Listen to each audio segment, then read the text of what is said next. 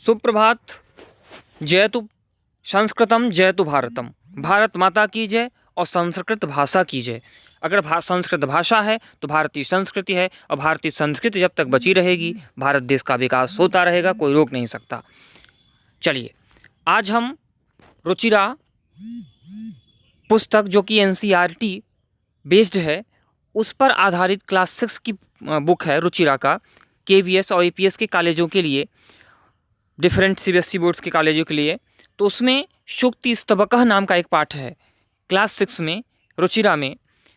तो उसके हिंदी अर्थ को हम आज देखेंगे। अष्टमः पाठ ये है।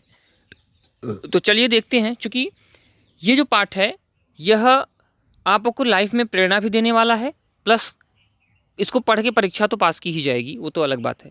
तो चलिए एक एक का देखेंगे, इसको अपने आत्मा में धारण करने की भी कोशिश करेंगे। उद्यमेन हि सिद्ध्यन्ति कार्याणि मनोरथैः, न हि सुप्तस्य सिंहस्य प्रविशन्ति मुखे मृगाः। उद्यमेन हि सिद्ध्यन्ति कार्याणि न मनोरथैः, न हि सुप्तस्य सिंहस्य प्रविशन्ति मुखे मृगाः। उद्यमेन ही, उद्यम कहते हैं मेहनत को, ही सिद्ध्यंति में तो सिद्ध होता है, मतलब कोई भी काम उद्यम से, मेहनत से सिद्ध होता है। ठीक है।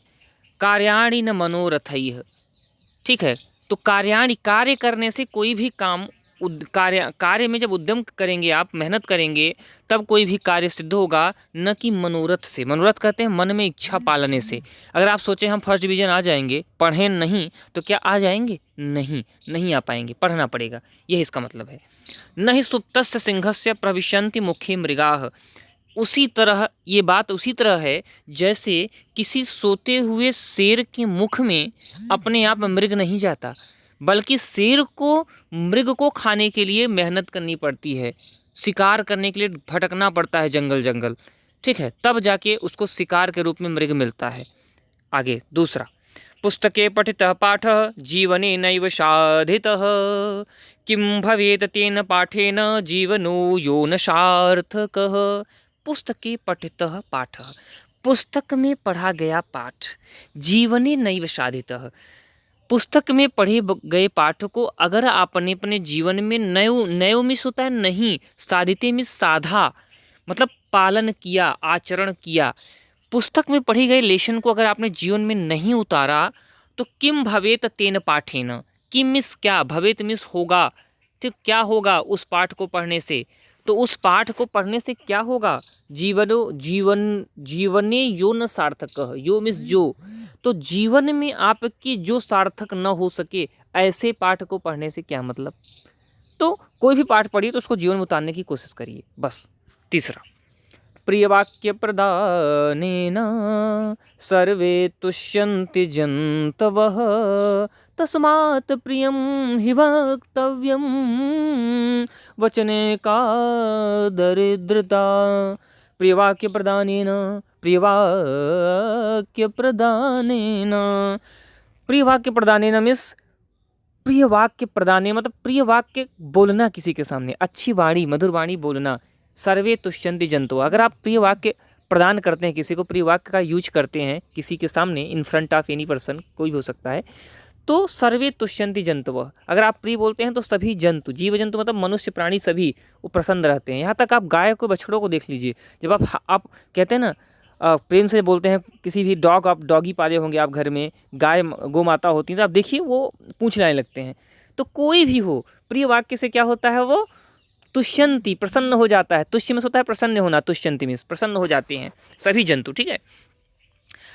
सर्वे में होता है सभी, तुष्यंती प्रसन्न होना, जंतु हमेश जंतु। तस्मात् प्रियम ही वक्तव्यम, इसलिए हमेशा प्रिय ही बोलना चाहिए। वचने का दरिद्रता, वचन में कैसी दरिद्रता? अरे पैसे में आप दरिद्रता दिखा सकते हैं कि मेरे पास 100 रुपये में 2 ही रुपये दूंगा किसी को दान में, लेकिन वाणी से तो दरिद्रता मत करिए। वाणी से तो आप किसी को बहुत कुछ अच्छा बोल सकते हैं। वाणी में बोलने में क्या जाता है किसी को प्रिय, वो तो आपका अपना है ना भैया। कोई प्रेम से आता है, उसको 4 अक्षर बोल दो अच्छे से, गाँव कहते हैं ना, प्रेम से बोल दो, तो इसमें क्या दरिद्रता है?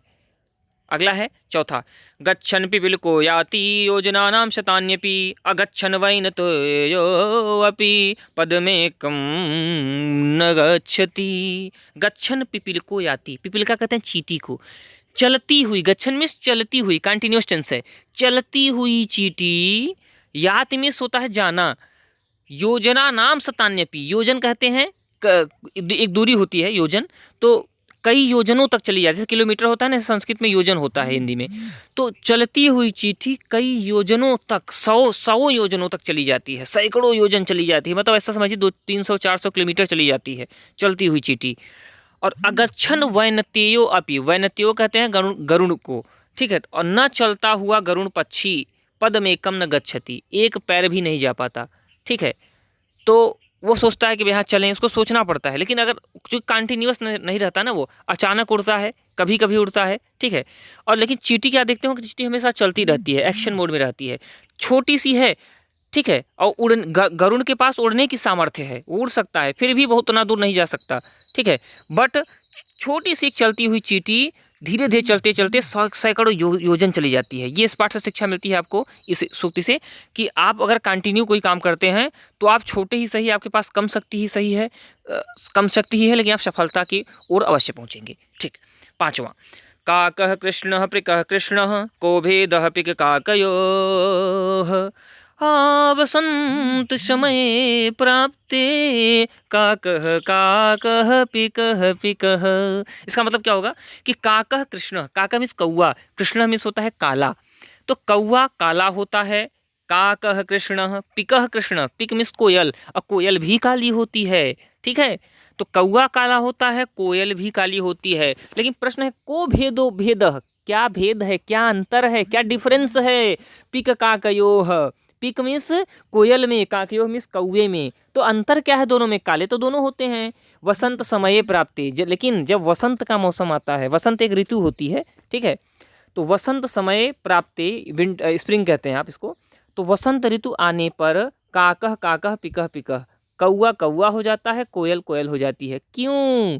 इसलिए उस समय अंतर समझ में आ जाता है वसंत के समय, क्योंकि जब कौआ बोलेगा ना तो बोलेगा काँव काँव, और जब कोयल बोलेगी तो बोलेगी कू कू, इस तरह से बोलेगी, ठीक है, तो दोनों का समझ में आ जाता है फर्क उचित समय आने पर। इसमें यह शिक्षा दी गई है कि दो व्यक्ति देखने में बहुत सुंदर टाई वगैरह लगा घूम रहे हैं, उनके अंदर नॉलेज नहीं है, एक व्यक्ति सादा है, तो एक समय आएगा जब बोलने का होगा, ठीक है, या कोई एग्जाम होगा तो समझ में आ जाएगा कि भैया अच्छा कौन है बुरा कौन है।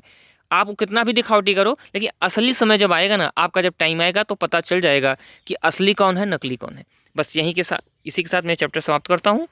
फिर से लास्ट में कहूँगा, जय तो संस्कृतम, जय तो भारतम, भारत माता की जय, संस्कृत भाषा की जय।